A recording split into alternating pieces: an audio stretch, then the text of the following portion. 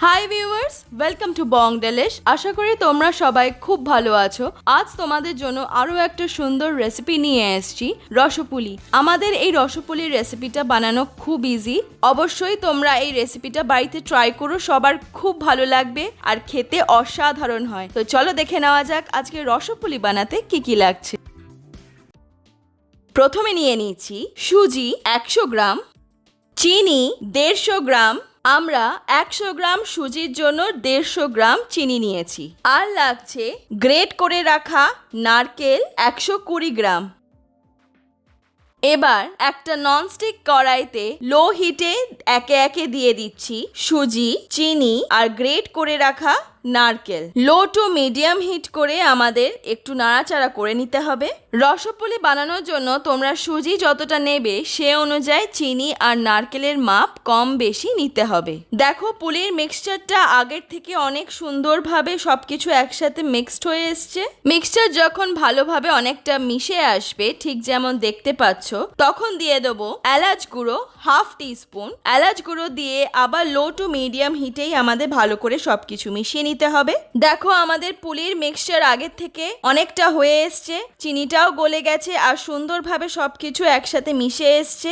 নাড়তে নাড়তে কড়াইয়ের সাইডস গুলো থেকে যখন এরকম ভাবে উঠে আসবে পুলির মিক্সচার, ঠিক যেমন দেখতে পাচ্ছ, দেখো স্মুথলি উঠে আসছে, তখন বুঝবে যে আমাদের পুলির মিক্সচার একদম রেডি হয়ে গেছে। আমাদের পুলির মিক্সচার একদম রেডি হয়ে গেছে। এবারে গরম গরম মিক্সচারটা একটা প্লেটে দিয়ে একটু ছড়িয়ে নিচ্ছি।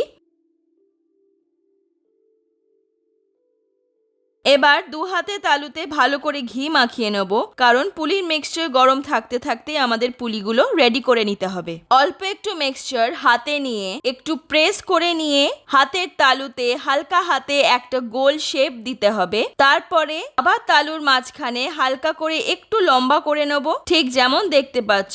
আর তাহলেই তোমাদের পুলি একদম রেডি হয়ে যাবে। আর এইভাবেই আমরা বাকি পুলিগুলো রেডি করে নেব।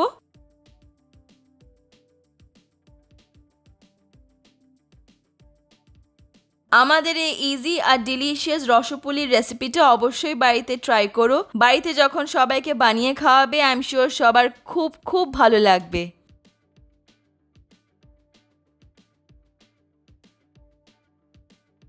এবার একটা ননস্টিক প্যানে ঢেলে দিচ্ছি ঘি 4 টিস্পুন। ঘি ঢেলে ঘি ভালো করে গরম করে নিতে হবে। ঘি ভালো করে গরম হয়ে গেলে আমরা এবার পুলিগুলো লো টু মিডিয়াম হিটে 1-2 মিনিট হালকা করে ভেজে নেব। 1-2 মিনিটে বেশি কিন্তু ভেজো না, তাহলে কিন্তু পুলিগুলো কড়া হয়ে যাবে আর কালারও একদম চেঞ্জ হয়ে যাবে। 1-2 মিনিট হালকা করে ভেজে নিও, একটু যাতে কালার চেঞ্জ না হয়। তোমরা যদি চাও পুলিগুলো নাও ভাজতে পারো, কিন্তু ঘিয়ে হালকা করে ভেজে নিলে খুব সুন্দর একটা টেস্ট আসে। আমাদের একদমই সুন্দর করে লো টু মিডিয়াম হিটে ভাজা হয়ে গেছে। দেখো কালার একদমই চেঞ্জ হয়নি। এবার আমরা পুলিগুলো তুলে নিচ্ছি। একটা ননস্টিক কড়াইতে ঢেলে দিচ্ছি ফুল ফ্যাট দুধ 1 লিটার। ফুল ফ্যাট দুধই ইউজ করো, তাহলে আর রসপুলি ভীষণ ক্রিমি আর টেস্টি খেতে হবে। 8 থেকে 10 মিনিট লো টু মিডিয়াম হিটে করে আমরা দুধ ফুটিয়ে নিয়েছি। আর মাঝে মধ্যে নাড়তে থাকবে যাতে দুধের উপর সর না পড়ে যায় আর দুধ কড়াইয়ের নিচে ধরে পুড়ে না যায়। 8-10 মিনিট ভালো করে দুধ আমরা ফুটিয়ে নিয়েছি। 8-10 মিনিট দুধ ফোটালে যতটুকুনি কমবে ততটুকুনি কমার পরে আমরা এবার ভেজে রাখা পুলিগুলো দিয়ে দিচ্ছি লো হিটে। পুলিগুলো 1-2 মিনিট হালকা করে লো টু মিডিয়াম হিটে ভেজে নেবে। একদম কড়া করে ভাজবে না, কারণ কড়া করে ভাজার পর দুধে দিলে পুলিগুলো কিন্তু ভেঙে যাওয়ার হাই চান্স থাকে। পুলিগুলো দিয়ে খুব সাবধানে নাড়বে, নইলে পুলিগুলো ভেঙে যেতে পারে। এবার মিডিয়াম হিটে 1 মিনিট আমরা একটু ফুটিয়ে নিচ্ছি। আর মাঝে মধ্যে একটু নাড়তে থাকবে যাতে দুধ কড়াইয়ের নিচে লেগে পুড়ে না যায়। আর খুব সাবধানে নাড়বে যাতে পুলিগুলো ভেঙে না যায়। এবার দিয়ে দিচ্ছি চিনি 60 গ্রাম লো হিটে। তোমরা মিষ্টিটা যে যেমন খাও সে অনুযায়ী কিন্তু নিতে হবে। আমরা 1 লিটার ফুল ফ্যাট দুধের জন্য 60 গ্রাম চিনি ব্যবহার করেছি। আবার 1 থেকে 2 মিনিট মিডিয়াম হিটে পুলিগুলো দুধে ফুটিয়ে নিচ্ছি। দেখো আমাদের রসপুলি এখনই কি টেস্টি দেখতে হয়েছে। হয়ে যাওয়ার পর তো আরও খেতে ভালো লাগবে। 1-2 মিনিট পর দিয়ে দিচ্ছি এলাচ গুঁড়ো 1/2 টিস্পুন। এলাচ গুঁড়ো দিয়ে ভালো করে মিশিয়ে নিতে হবে। দেখো রসপুলির দুধটা আমরা এরকমই পাতলা রাখছি। এরকম পাতলা রাখলে পরে যখন ঠান্ডা হয়ে যাবে তখন আরো দুধ ঘন হয়ে যাবে, তাই আমরা এরকম পাতলা থাকতে থাকতেই রসপুলি নামাবো।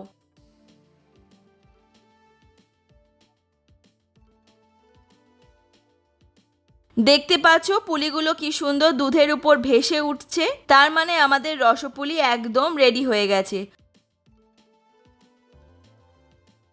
আর শেষে দিয়ে দিচ্ছি 1 পিঞ্চ লবণ। লবণ দিয়ে ভালো করে মিশিয়ে নেব।